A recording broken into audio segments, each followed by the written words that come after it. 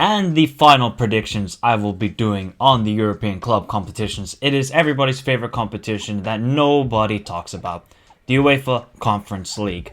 We are into the knockout playoff round, a similar situation to the Europa League, where the third place teams from the Europa League drop down and face the second place teams in the Conference League. So we got some interesting ties, some mismatches, some, intriguing, balanced ties, teams that will probably never ever play against each other. So this is what makes the Conference League so special, and that's why I am covering it on the channel. If you guys don't know, hit the like button, subscribe to the channel if you're new around here, give your predictions on who you think will advance to the round of 16 of this year's Conference League, as I've been covering the tournament all season long, and I will be having live streams discussing about previewing the games and then obviously reacting to the games as well. But let's get into the predictions for the knockout playoff round of the Conference League. In the first matchup, we have Marseille taking on Qarabg of Azerbaijan. So Marseille, obviously Sampaoli's side, will look for European glory after finishing third in the Europa League group stage, where they kind of were lacking goal scoring, right? They had a lot of nil-nils, so that was a big thing for Sampaoli's side, that they need a goal scorer.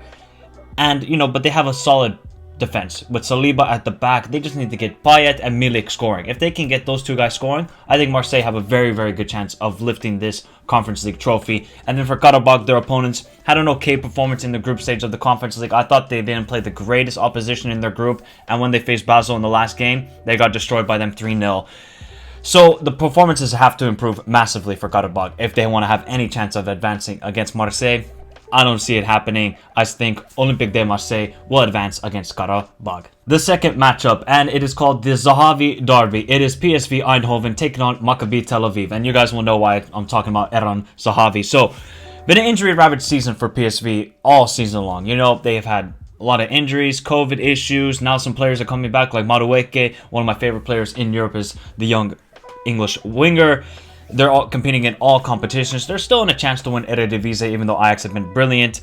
And now, like I said, now that Madueke is back, they got a dynamic winger who can just create some goals and create chances for this PSV Eindhoven side. And Zahavi is returning back to Maccabi Tel Aviv. If you guys don't know, Zahavi used to play for Maccabi Tel Aviv, then went to China, scored all the goddamn goals there, then went to PSV, and he's still a goal scorer. So I think PSV also have a very good chance of winning the Conference League. They have a very good squad with the likes of Götze, Max, and like I talked about, Gakpo, Madueke, and Zahavi. So this is a good side for Maccabi Tel Aviv. Tel Aviv have been in better form since the beginning of the season, where it was turmoil. They sacked their coach during the group stage of the Conference League. But now they've, have been on a good undefeated run, except for that horrible loss they had against Maccabi Haifa, where Maccabi Haifa came back into that game, but we'll forget about that. So Stipe Perica, has to step up, right? He's their leading goal scorer.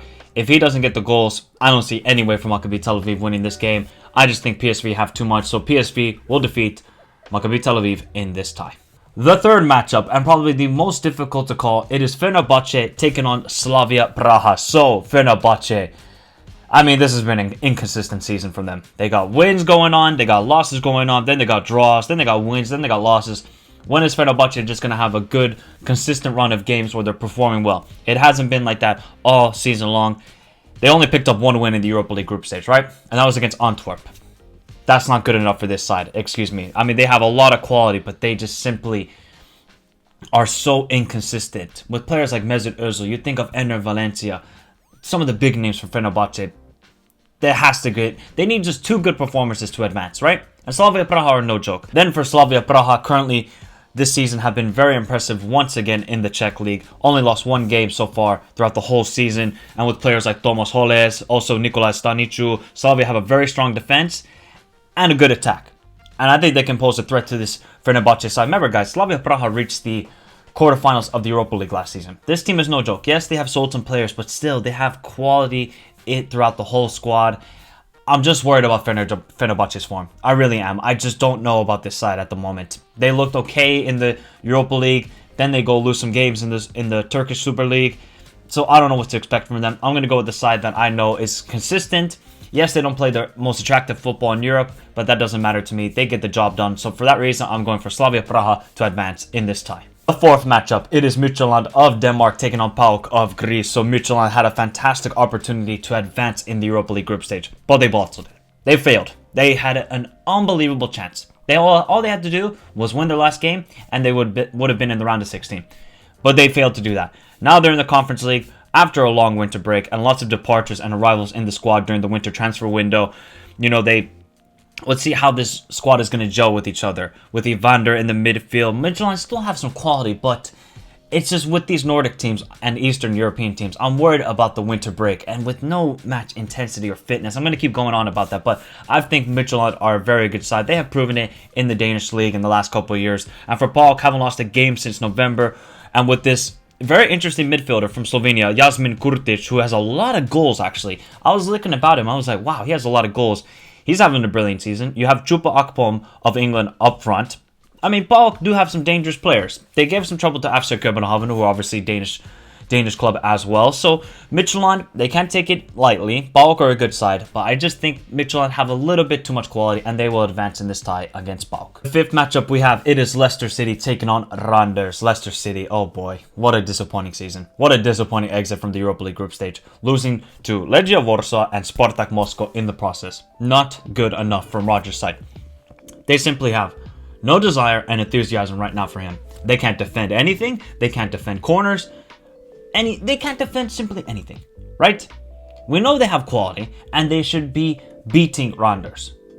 But with the defense I have seen from Leicester City recently, I don't know if they can defend against the Randers side. I honestly don't. They're probably just gonna have to outscore them with Patson Dako, who was amazing in the Europa League. And for Randers, they're having an amazing season, right? It was their first ever time in a European group stage, and they took full advantage of it and have now advanced to the knockout playoff round. And now they have the amazing opportunity of hosting Leicester City in Randers. So, amazing achievement for them. We know they have dangerous players. You have Stefan Ode, you have Alhaji Kamara, who was at the AFCON, of course. So, Randers can, create some pressure, but we know who's going to win this tie. It has to be Leicester City. If they bottle this, he's sacked. Rodgers is sacked if they lose to Randers. But I'm going to go with Leicester City in this tie. In the sixth tie, we have Celtic taking on Bodo Glimt of Norway. Celtic, Anje Postecoglou's side, are on amazing form at the moment. I mean, they're on amazing form. They just recently destroyed Rangers in the Old Firm Derby 3-0. They could score against anyone. They were showing that they could score against Bayer Leverkusen,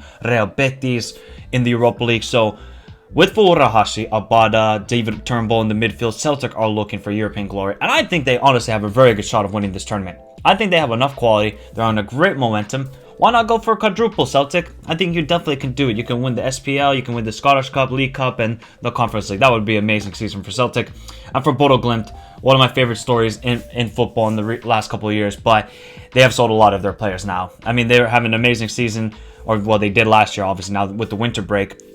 But with the departures of Erik Botheim and Patrick Berg, and now with the winter break, Bodo Glimt play amazing football, right? They took it to AS Roma. They destroyed them 6-1.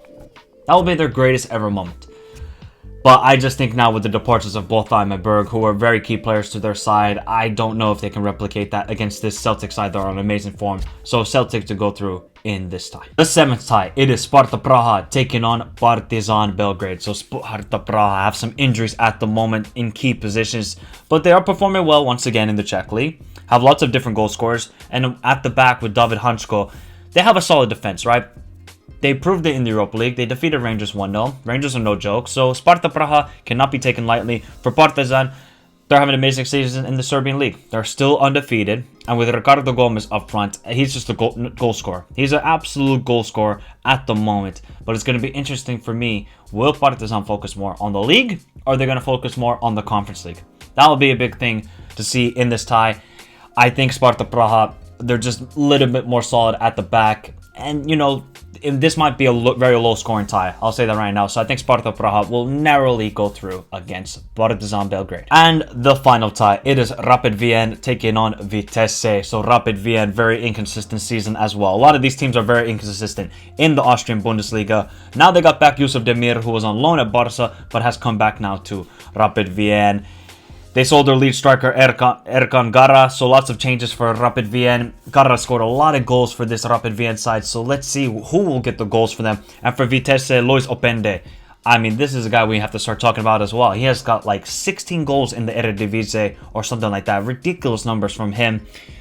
And this has been a good year from Vitesse. They came out of a difficult group in the Conference League. Obviously after what Tottenham did, but we'll forget about Tottenham.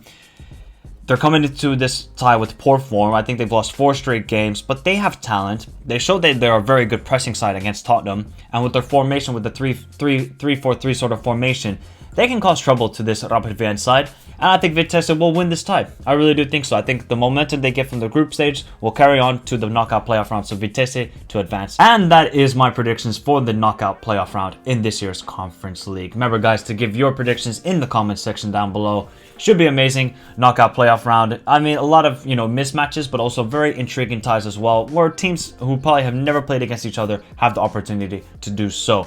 If you're new around here, subscribe to the channel, like the video. Let's get it up to 16 likes, as there are 16 teams involved in this knockout playoff round. Remember, there will be either Tuesday or Wednesday a live preview of these matches, so hopefully you guys can join me for the live preview. Give your thoughts if your team is playing in the chat and obviously in the comment section down below. Have a beautiful day. Stay safe, everyone, in this crazy world, and adios!